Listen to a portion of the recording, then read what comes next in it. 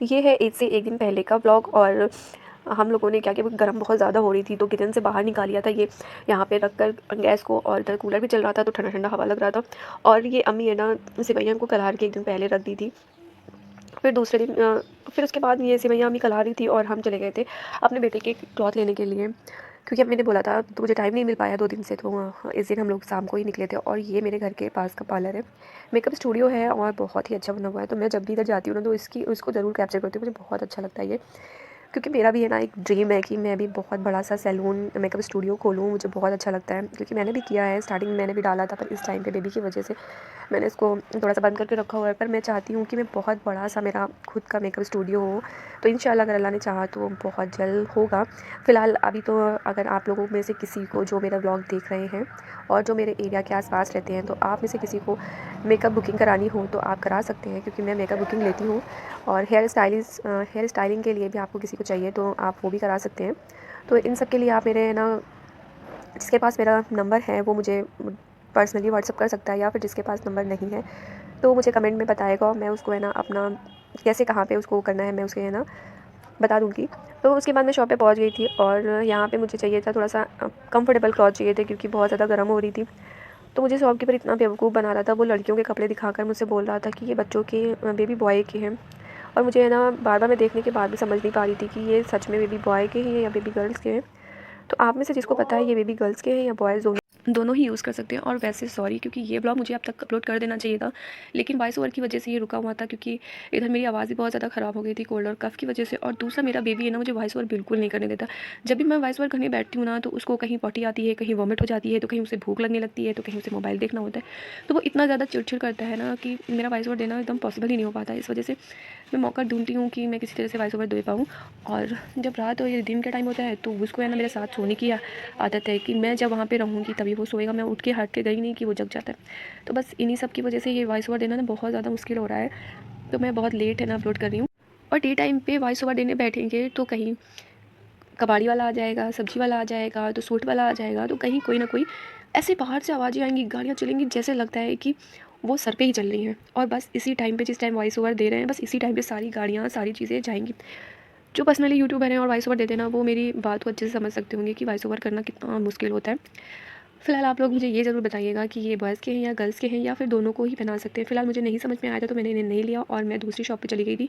मैंने वहाँ पे शूट इस वजह से नहीं किया क्योंकि बहुत ज़्यादा रोड चल रही थी, क्रश था और मेरा बेबी इतना ज़्यादा भागता दौड़ता रहता है ना, तो मैंने उसको है ना पकड़ के रखना ज़्यादा बेटर समझा और ज़्यादा मैंने कुछ भी शूट नहीं किया, क्योंकि मोबाइल मैंने अंदर रख लिया और फिर उसके बाद मैंने कपड़े वपड़े लिया और घर आ गई। सॉरी, थोड़ा सा क्लिप ऐड करने में मुझसे गलती हो गई थी और मैं आधा वॉइस ओवर दे चुकी थी, तो मैंने ये क्लिप को देखा कि ये क्लिप पहले की थी सुबह के टाइम की और मैंने है ना इसको बाद में ऐड किया। तो बस ये चीज़ है ना मुझसे यहाँ से मिस्टेक हो गई थी, आप लोग समझ जाना क्योंकि मैं खुद बता रही हूँ। तो ये है ना क्लिप स्टार्टिंग की सुबह की थी, जब मैंने है ना ये मूंग दाल को लिया था, धुली दाल को लिया था और उसको अच्छे से वॉश करके मैंने इसको भिगो कर रख दिया था। उसके बाद फिर शाम में मैंने दही भल्ले जो प्रिपरेशन होती है मैंने वो सब कर लिया था।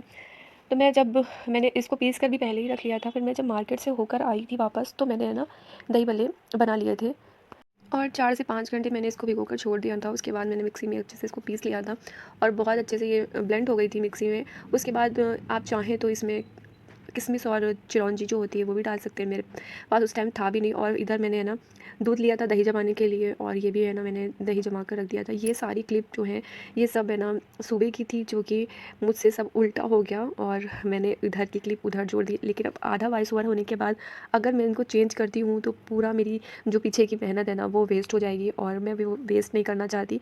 जो मैंने बोल दिया है वो बोल दिया है, तो आप बस समझ लेना, क्योंकि उसमें चीज़ें क्या हैं। बस ये था कि स्टार्टिंग की ये क्लिप थी जो कि मैंने बाद में ऐड कर दिया है और स्टार्टिंग में मैंने उधर दाल भिगो के रख दी थी। उसके बाद मैं इधर दही जमाने लगी थी और फिर दही वही जमाने के बाद फिर उसके बाद क्या हुआ, मैं दही जमाने के बाद फिर मैं चली गई थी अपने बेटे को नहलाने के लिए और फिर मैंने भी नहा वहा कर रेडी होकर फिर किचन में आ गए थे और ये नहा धोकर फ्रेश होकर बढ़िया मस्ती कर रहा था।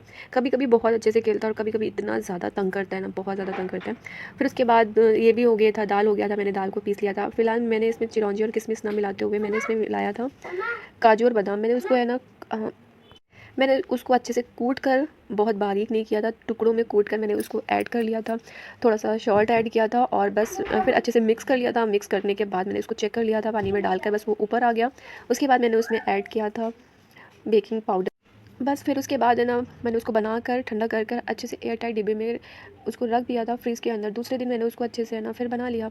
और इसमें मैंने बहुत ज़्यादा ऐड नहीं किया क्योंकि बहुत लॉन्ग वीडियो हो रही थी, और मेरी वैसे भी वीडियो कोई जल्दी देखना पसंद ही नहीं करता, क्योंकि मैं इतनी मेहनत से वीडियो बनाती हूँ, एडिट करती हूँ, वॉइस ओवर देती हूँ।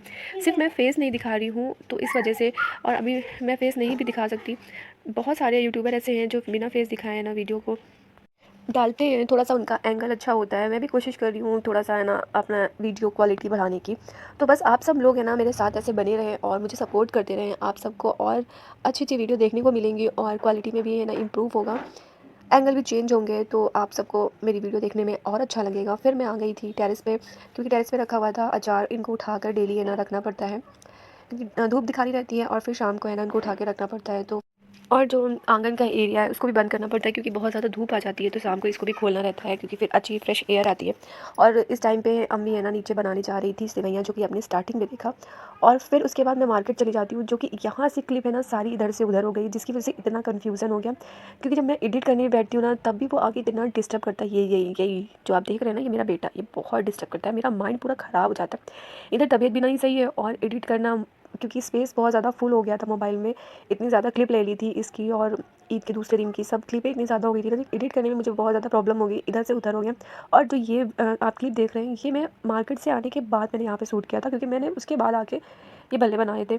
तो बस यहीं से है ना थोड़ा सा इधर से उधर हो गया, और आई होप आप लोगों को कुछ समझ में आया होगा, क्योंकि मैंने कोशिश तो पूरी की है आप लोगों को समझाने की। और आई होप आपने इन्जॉय भी किया होगा मेरा ये व्लॉग, और इसके बाद का व्लॉग आपको नेक्स्ट पार्ट में देखने को मिलेगा कि दूसरे दिन ईद वाले दिन मैंने क्या क्या किया था। तो अभी है ना इसमें अगर मैं वो ऐड कर देती हूँ तो बहुत ज़्यादा लॉन्ग हो जाएगा, इस वजह से मैं उसे इसमें नहीं ऐड कर रही हूँ। और आप सबकी ईद कैसी गई, क्योंकि इधर तो है ना ज़्यादातर लोग बीमार चल रहे हैं, एकदम से गर्म हो जा रही है, एकदम से ठंड आ जा रही है। तो गर्मी और सर्दी की वजह से ना कोल्ड का मोस्टली लोगों को हो रहा है।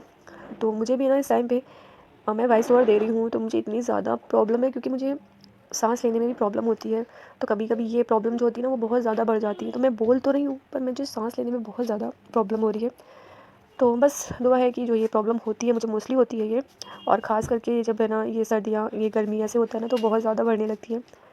तो बस आप सब भी दुआ कीजिए कि मेरी तबीयत में थोड़ा-सा सुधार आ जाए, ताकि मैं आप सबको है ना अच्छे से अच्छे व्लॉग ला के दे सकूँ।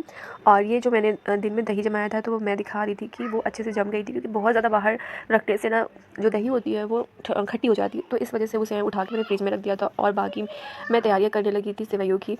तो मैंने ना जितने भी ड्राई फ्रूट्स हैं उनको घी में रोस्ट कर लिया।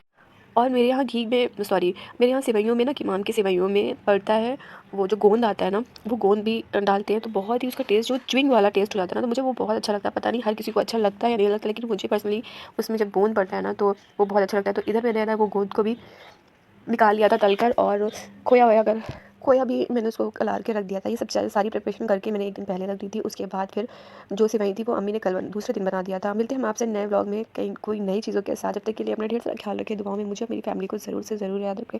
जज़ाकल्लाह खैर।